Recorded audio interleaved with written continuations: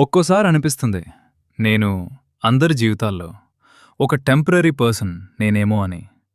కొద్ది రోజులు మాట్లాడతారు, కొద్ది రోజులు కేర్ చూపిస్తారు, కొద్ది రోజులు ఇంపార్టెన్స్ ఇస్తారు. ఆ తర్వాత మెల్లగా మారిపోతారు. నేను మాత్రం వాళ్ళిచ్చిన జ్ఞాపకాల దగ్గరే ఆగిపోతాను. ఎందుకో తెలుసా?